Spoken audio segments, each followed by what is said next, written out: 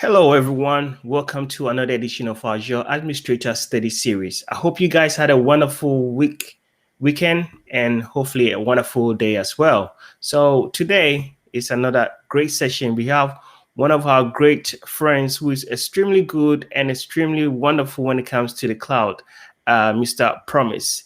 He's here to walk us through with the designing Azure cloud solution. So I hope you guys are ready for more studying and more knowledge. So, sir, welcome, and hope you are ready to deliver to us. Thank you very much, Kofi. Sure, I'm always ready to deliver as much as I can. Yeah, I always They know say that. knowledge is power, and I think the beautiful thing with knowledge is when we are able to share and help others resolve issues. That's right. Yeah, knowledge is sharing. Like I Yeah, said, last time I watched your one of your presentation about 2 weekends ago, and it was really great. I was really excited. I mean, to watch you deliver as always. So I know with our audience here, they are definitely going to get the same excellent delivery with the cloud environment. Your knowledge is just up there. thank you very much, Kofi. You're welcome. All So I'm right. just going to quickly bring up your. Um, let me see.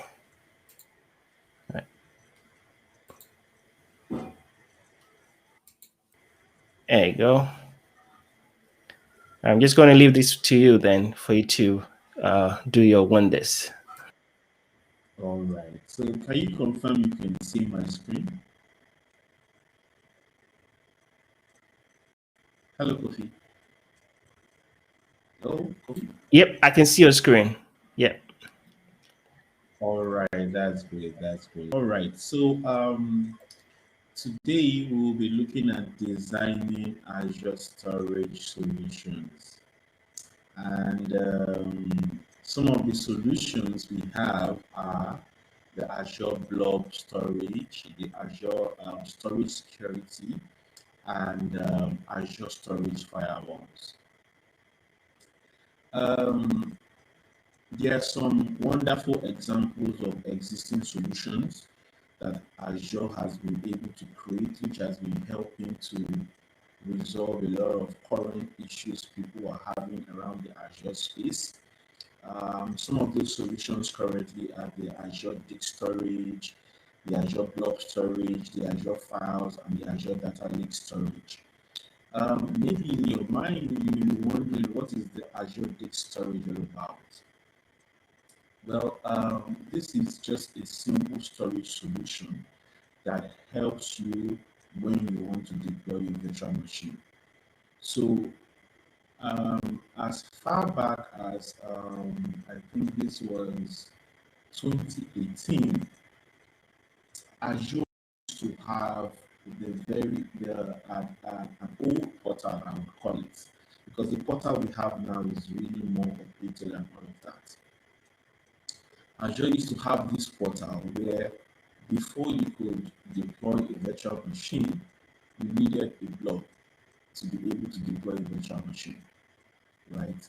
There was nothing like a managed disk or on, it was basically unmanaged disk. That was what we had then. But you know how in every technology there is always room for advancement. So also there was advancement in the Azure portal.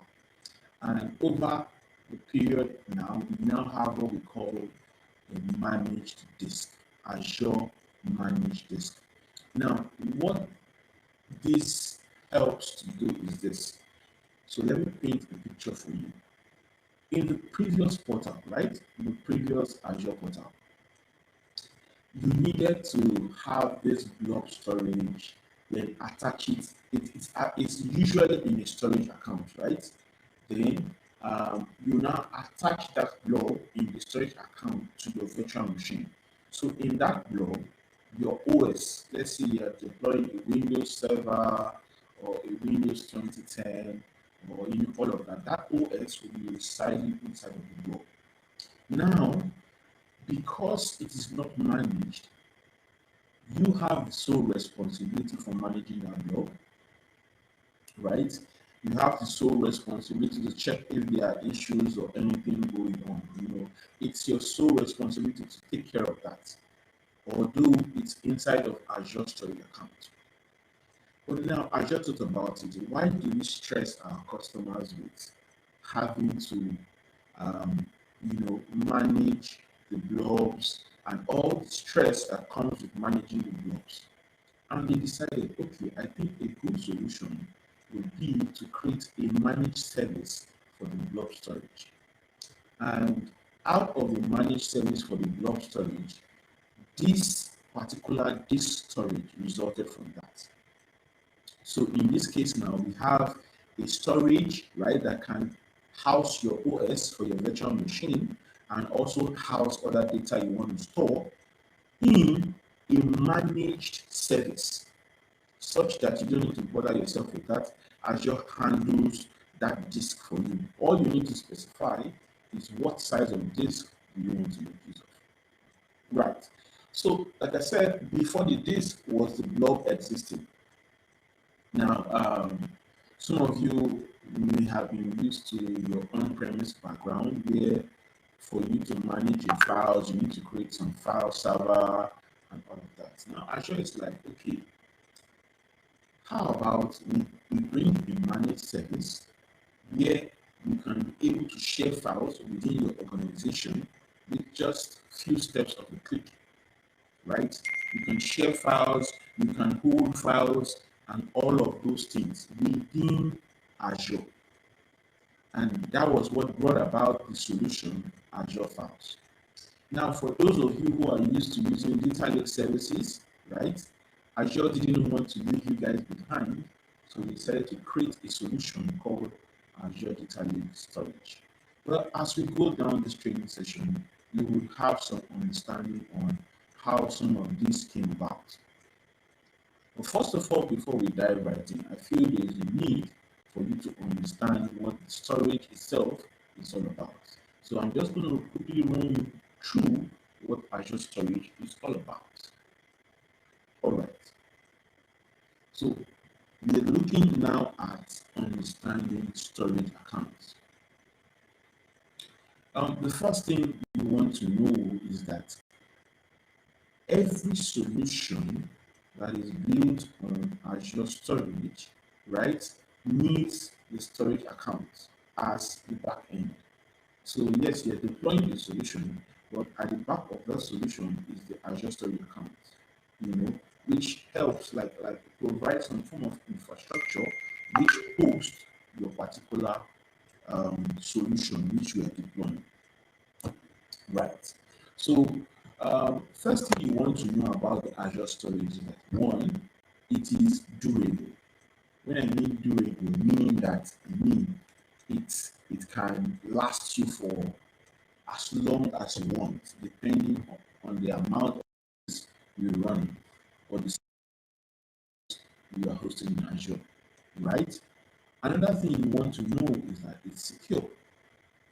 Azure itself is providing you with a service, so Azure will want to ensure that whatever you're putting on that service has some layer of security, at least from the platform's end, right? So that the platform is secure for you to deploy whatever service you want to deploy.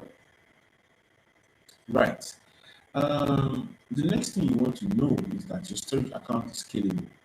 When I mean scalable, it means that you can actually scale that service. You can move from, let's say, a 1 gig size to a 40 gig or a 40 terabyte size, right? It all depends on what you're hosting in the Azure storage. Now, it's managed and it's easily accessible.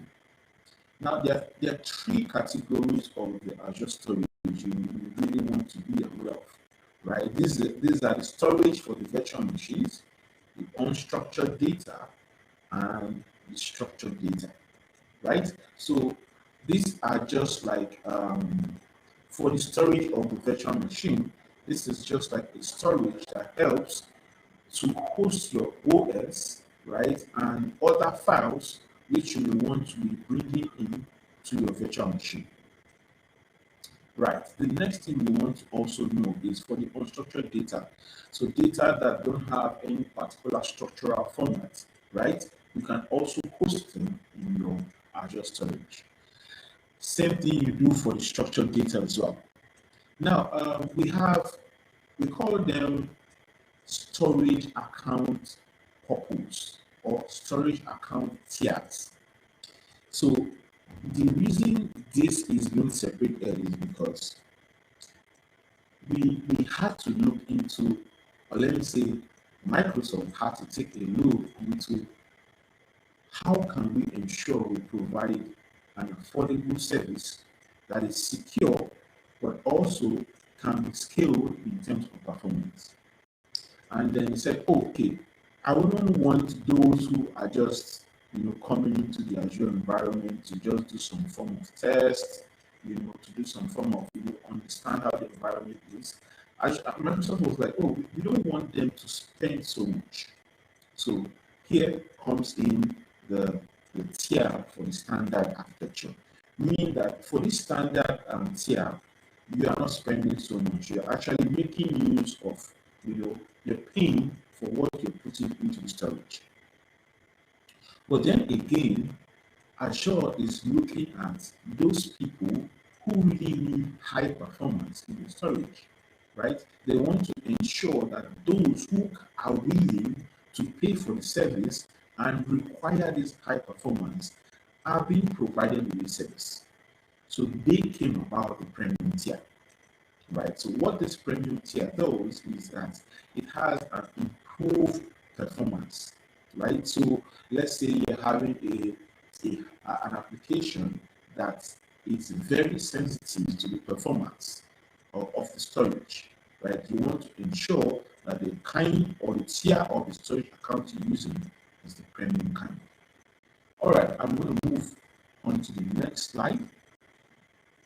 Yes, so earlier on, I was trying to discuss with you on the services that we created some years back in Azure have to be upgraded, right? But now we have what we call the Azure Containers, right? These Azure Containers, see them as like a bucket where you keep data inside of your storage account, right? So you have the storage account, which is like a drum, a very big drum. Right?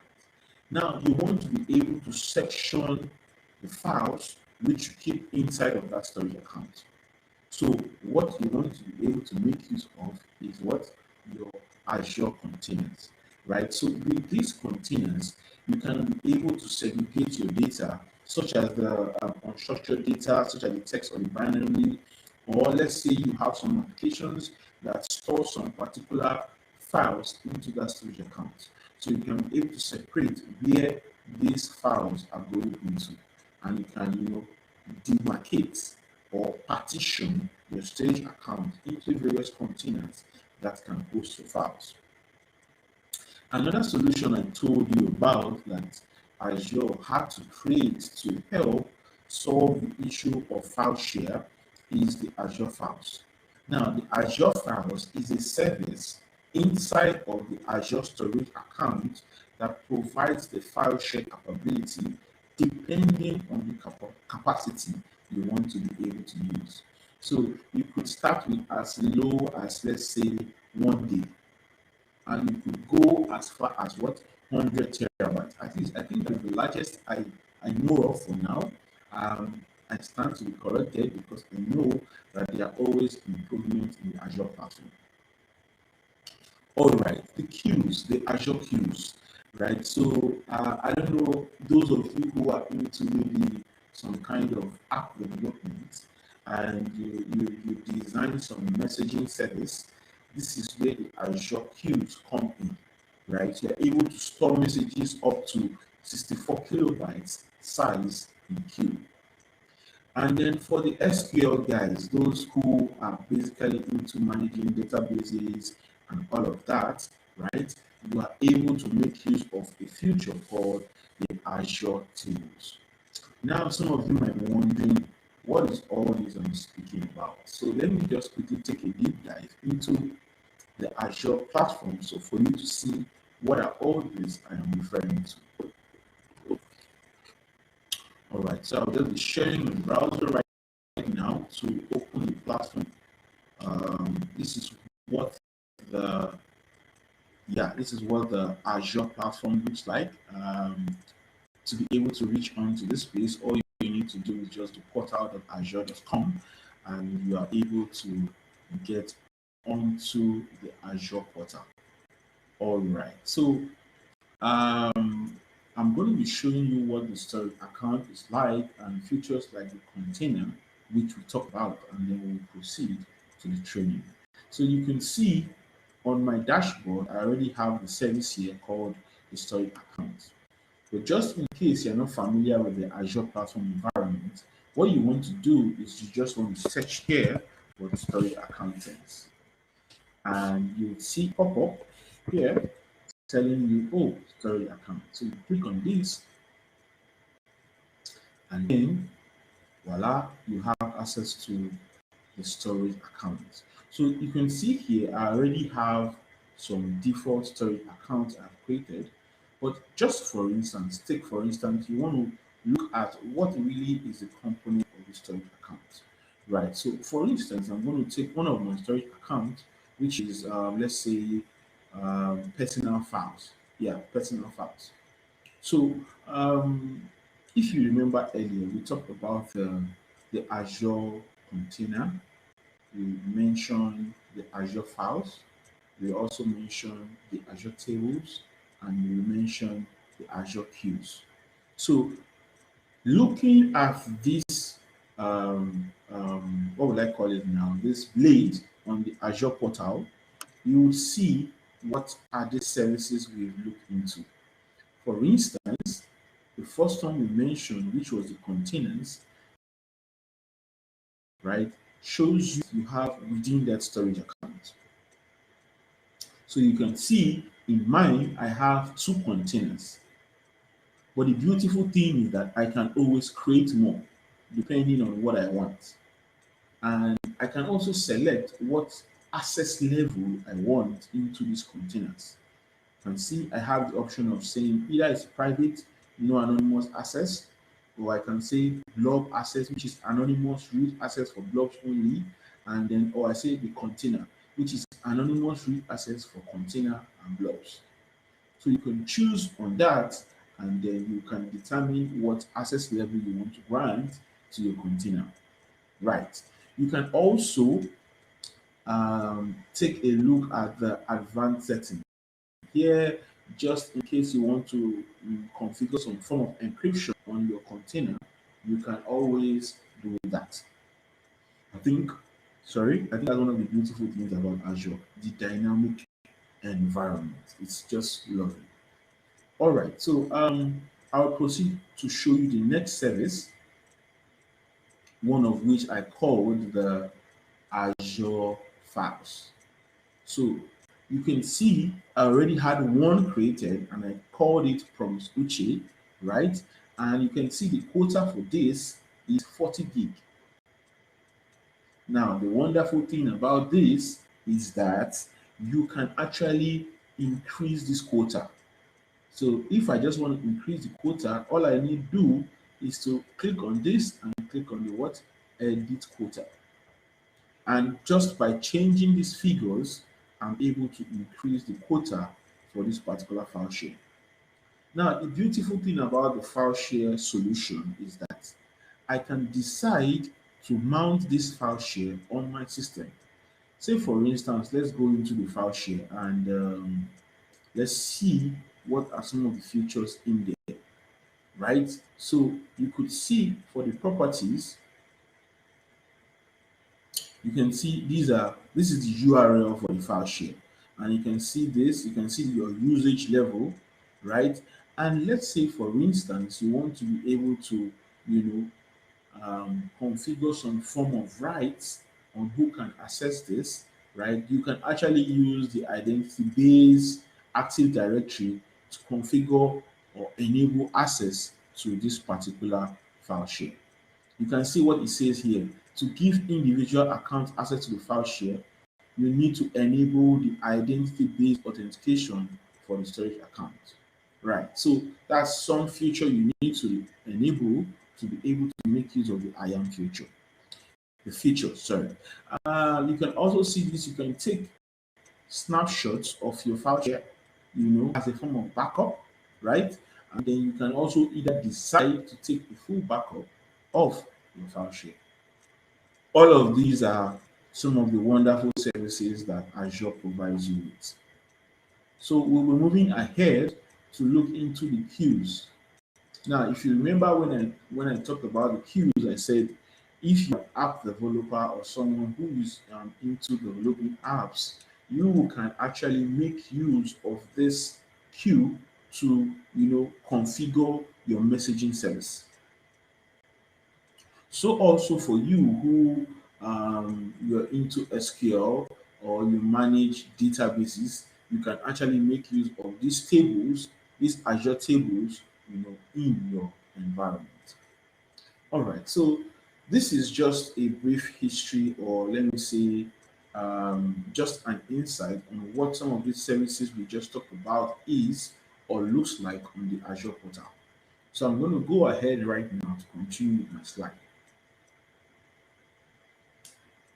All right. So, like I was saying, yeah, we discussed all of this. So here we talked about the storage account types, right? And then in that we have some basic storage account types, which are the general purpose V1 or V2. I don't know if you were really, you know, attentive enough to notice the versions in the storage account when I was in the portal. But if you do that, if you didn't, don't worry, we will always go back to check that out.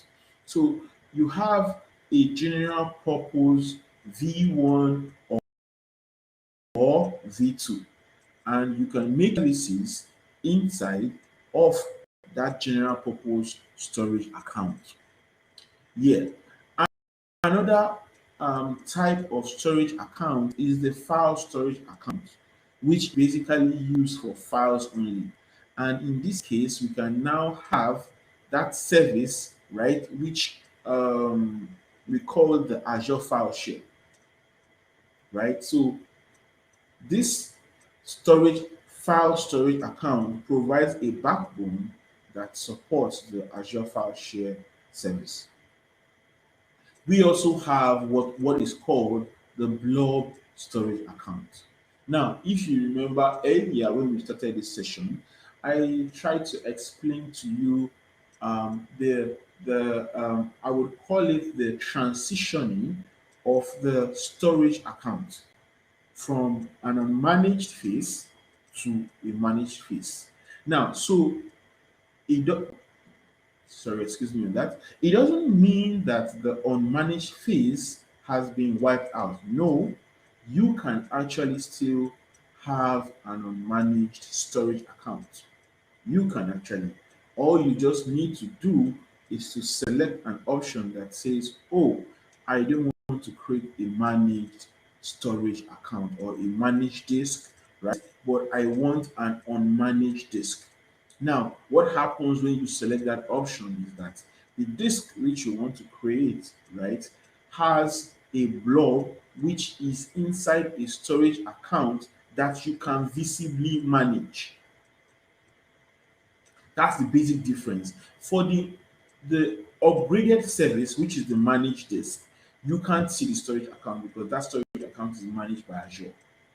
But in this scenario, you actually get to manage the storage account yourself. All right, we'll be moving on now.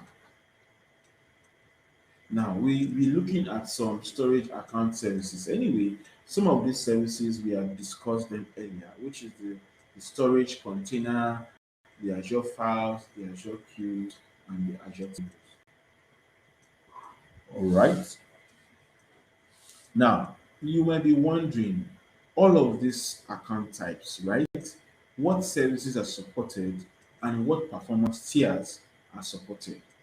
And this table gives a breakdown on the various account types, the supported services, and their supported performance tiers. Also, it takes a look into the replication option. Now, for those of you who are not aware of the replication options, these are options that Azure has created to ensure that you have a high availability service within the Azure environment. So Azure is not backing up your data for you. What they are doing is they are just replicating the data in such a way that if there is no issue with that data, it will be available in 3 instances. For the GRS, you have 6 copies in 2 regions, the primary and secondary region, right? The idea is to ensure that you always have your services available in Azure or your files available in Azure. So if you look into this, it talks about the general purpose V1, general purpose V2, the blob storage, the file storage, and you can see here it mentions the performance tiers, which is in this case for file storage, it's a premium, right? And then you can see the replication options are LRS and ZRS.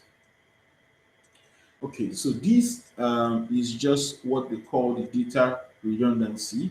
And you can see all of those replication options I mentioned are being spelled out here with what the codes actually mean. You can see here it says that the LRS means a locally redundant storage, ZRS means a zone redundant storage, GRS means a geographically redundant storage, RAGRS is the read access redundant storage, the GZRS is the geozone redundant storage, and the RAGZRS is the read access geozone redundant storage. As we go on, you actually have an insight into the differences in these data redundancy options. All right, so we proceed in our slide. So this is an example of what we call the LRS, which is the locally redundant storage. In this place, you can see that 3 copies of the same data are stored in the same data center. So if anything you want to really be aware of, one thing you want to take note is what is called your region. The region is a very important thing to take note of in Azure. The reason is this: all services are tied to region. All services are tied to region. Now, some services allow you to move services from one region to the other, while some are not allowed to move from a region to the other, right? So that's why you always have to ensure you are selecting the right region which you want to use for that service. Right, so in this case, like I said here, 3 copies of the same data are stored in the same data center. Now, if you look at this, let's see your ZRS. So for the ZRS, some of you who are already used to what the zone infrastructure is all about is this. So let's say in a zone where you have several cities in that zone, and really you don't want your data to go out of that location, you can make use of the ZRS option, which puts your data in different data centers within, right? It gives your data the ability to spread within zones in a particular region. So whenever you're talking, you are always ensuring that you're dealing with one region. It's only when you begin to talk about RAGRS and all of that do you work with 2 regions. Anyway, we will see how this works as we continue the lecture. All right, so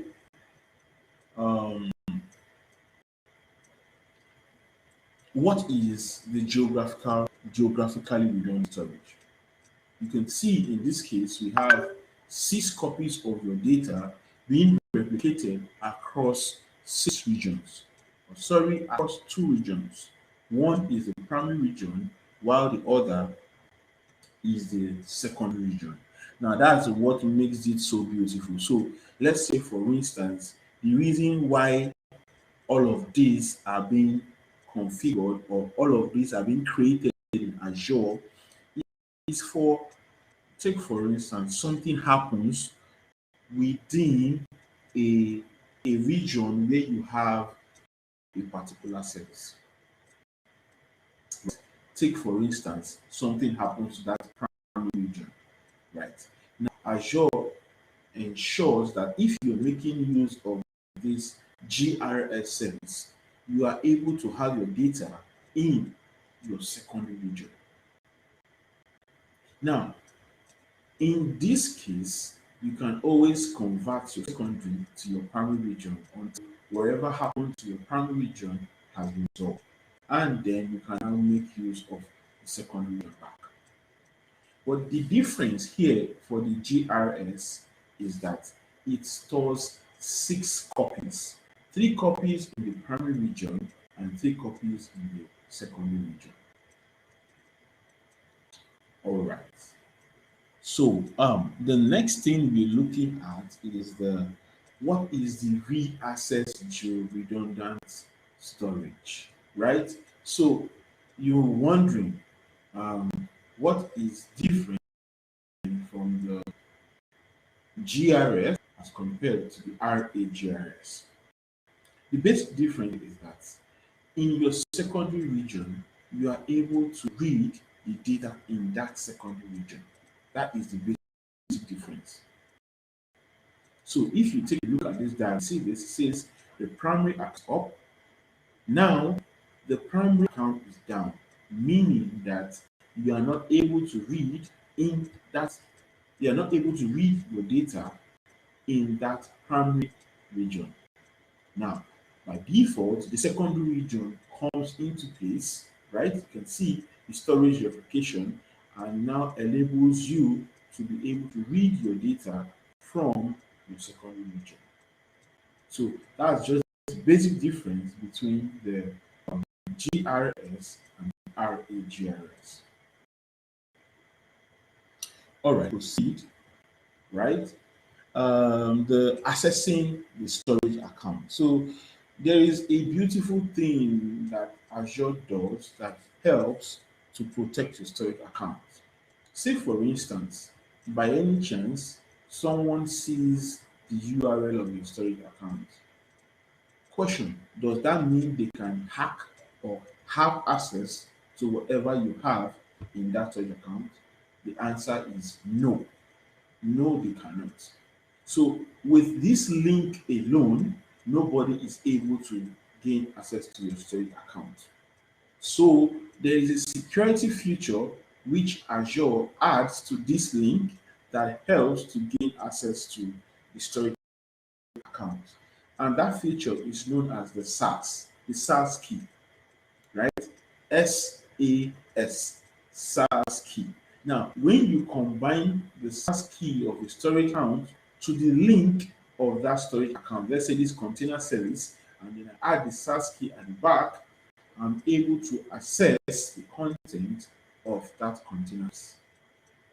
Same thing goes for the table service, the queue service, and the file service. Right. So it says there are 2 ways to configure a domain, a custom domain for accessing your blobs. So you can see this is a beautiful thing. You can actually configure a custom domain to be able to access your blobs. Maybe for instance, you don't want to see stuff like .blog, .core, .windows.net. You want to be able to say something like, okay, this is my storage account. Let's say, for instance, my name, and I can say Promise Uche, right, as the end of the name or attached to that storage account. You can make that happen by having a direct CNAME mapping. Also, by making use of intermediary mapping with AS Verify. All right, we'll proceed now in the slide. The blob storage. Now, earlier on, I tried to give a hint on what the blob storage was about, right? And some of the advancement that had happened in the use of the blob storage. Right. So some of the common uses of this blob storage have been seen as one, storing images and documents directly to a browser. Right. So you can actually just upload your details from wherever they are, or your files from wherever they are, into your storage account just from a click of a button. You can also store files for distributed assets. So, say for instance, you want to share these files, you can upload them and share the link to these files across your peers and colleagues. You can also stream videos and audio, and you can also store data for backup and restore. And as well, you can store data for analysis, right, by an on-prem Azure hosted service. All right. So the next thing you want to look into is what is called the blob service, which includes three types of resources, right? The storage account, the container in the storage account, and the blobs in a container, right? The blobs in a container, right? So um, now, for instance, like I said, these are samples of things you can store within your blob storage account. You can see here for your container, you have things like the pictures, you have things like the movies. You can see here. So these movies can be any form of videos, right? It can be any form of videos. All right, so let's proceed now in our slide. Yes. So you have what is called the naming of the storage account. Now, if you remember, if you if you remember what we discussed earlier on while I was taking a look at the Azure portal, I kind of showed you how you can create the container and how you can apportion access. So that is what this particular slide is referring to. It's showing you how you are able to name a container and give access to that particular container. Right. So the next thing you want to look at is the blob access tiers. Right. The blob access tiers only talks about how often do you access data stored within your storage account. So I kind of gave a brief instance earlier about um, I gave a brief instance earlier about what is called the cost implication in having a storage account. Now, you you want to ensure that you are not taking so much cost, right? You want to ensure that you are not spending so much while accessing your data. So, for let's say, for instance, a particular data that you are not accessing so much. Let's say we call that kind of data I would call it, say, let me use an archive structure, right? So for the archive structure, what you want to achieve here is this. You pay less because you don't achieve that data often, right? Just a minute, please. So you pay less because you don't achieve or you don't access that data often, right? So you Azure is not going to be charging you so much for that particular data you've kept in there because you have selected the archive tier.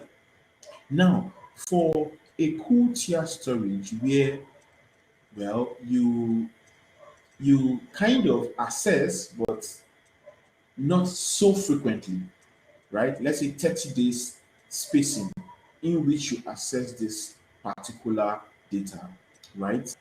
You have the leverage to not pay so much when you choose the cool option. Right. Now, for a particular instance, let's say the hot access tier, these are meant for options where you access your data regularly. You access your data regularly. That is where this option comes in. All right, so we proceed with this. And okay, this just basically looks at the various options provided to you, right? It looks at the various options provided to you. So you can see here it mentions the blobs as having just the 30 days. And remember, for the 30 days, we looked into what we called it for 30 days. That is the section called the cool tier. And then when you don't access your stuff through let's say for a long period of 180 days, right, and you store it in the archive tier, you get to save some costing by doing that. Now, so it says here the blob lifecycle management. This is transitioning blobs to a cooler storage tier, say from hot to cool, or from hot to archive, or from cool to archive, to optimize for performance and cost. So this is the reason why I've always mentioned the costing aspect. So this helps you ensure that you're not being charged so much for the cost, which for the data which you're storing, right? So any of these options you choose, an implication cost-wise. So you can decide to delete the blobs at the end of the life cycle, or you can decide, oh, you can define rules to specify how long you want this particular data to be kept in your storage account and when they should be deleted.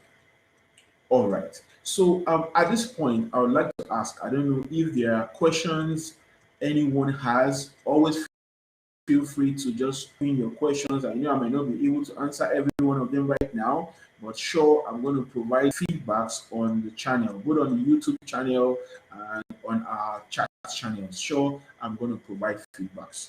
I'll try as much as possible to round off as soon as I can so that you have some understanding on this particular service.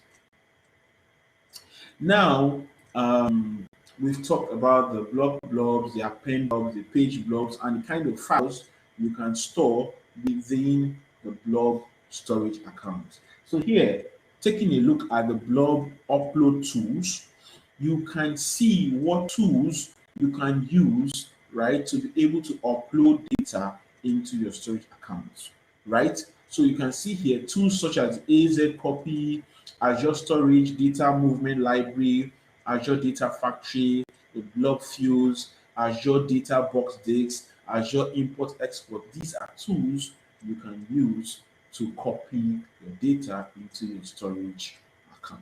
All right. Storage pricing. Storage pricing. Well, it says this is a very key thing because behind every technology everyone makes use of, you want to be able to ensure you are not wasting so much money. I don't look at it as waste, but some people might look at it by saying, oh, this is too expensive for the service being provided, right? So you need to be able to ensure you have the proper configuration to be able to understand how to save costs. So to make use of the services in Azure, a lot goes into the configuration. You have to keep and ensure you configure your services if you don't need excessive costs. So for services you are not making use of, for high performance you don't need, you can downgrade all of those to save your costs.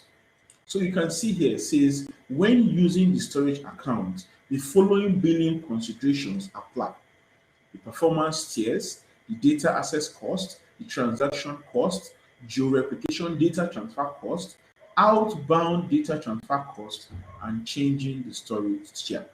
So all of this will determine how much you are being charged for your storage services. I think at this point in time, I'm going to give room for questions if there are. So Kofi, do we have any questions at the moment?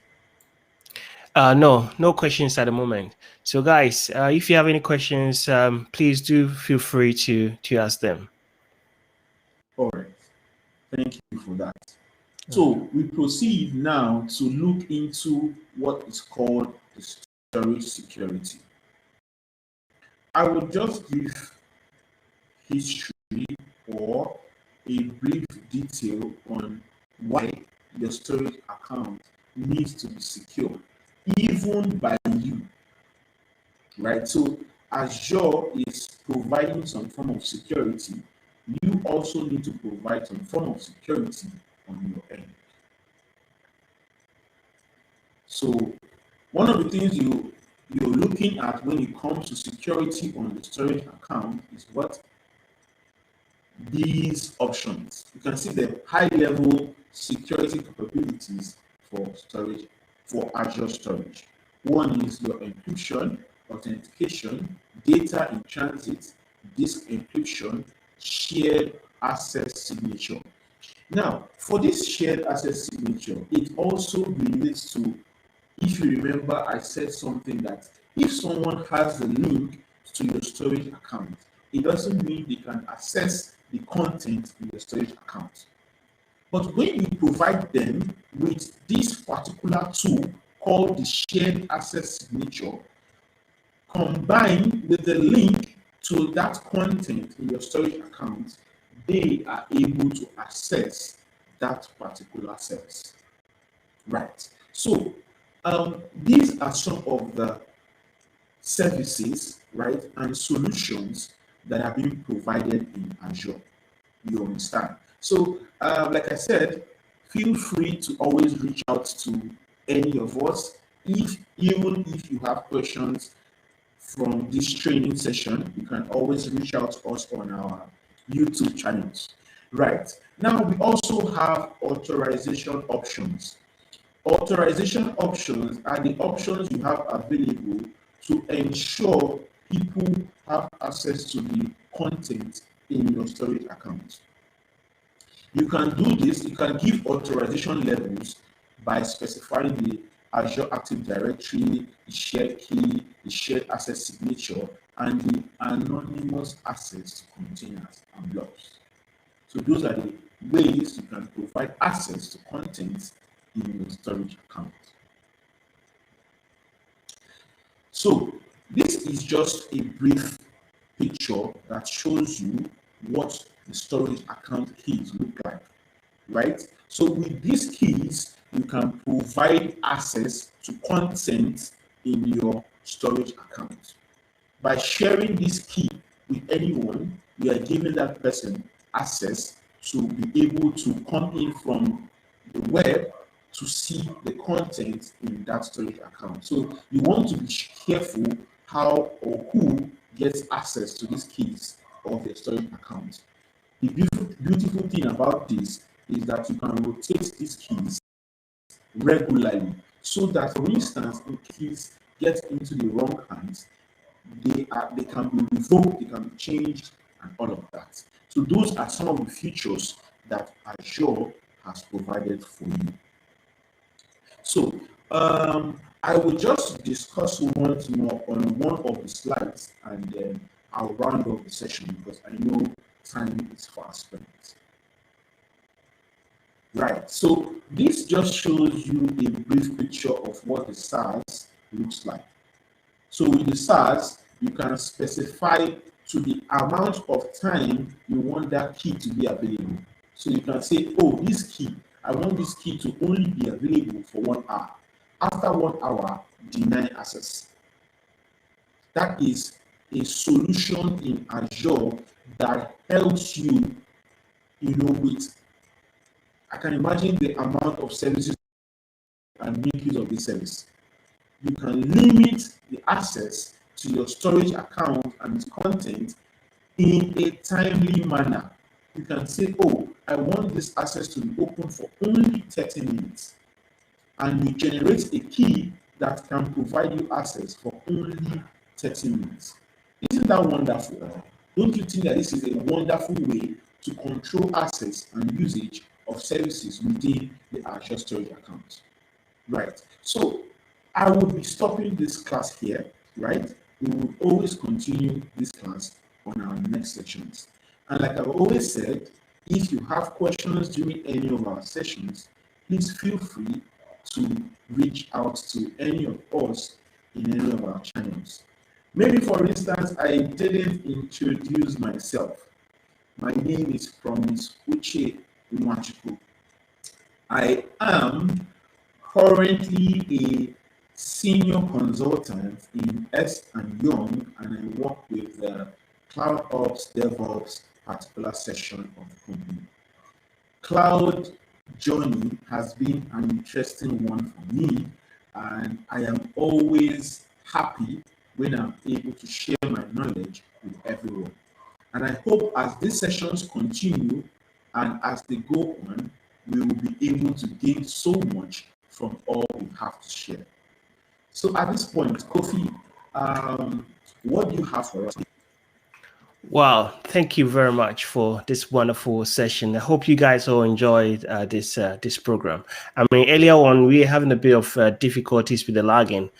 We sincerely apologize for that, but this was a wonderful session, I promise. And we know for a fact that we'll have more sessions like this, and we have more people obviously joining the session. So like Promise said, you can reach out to us anytime that you want on our various social media platform. And also you can join the community, the group as well, if you haven't done already, and you can subscribe to the channels as well.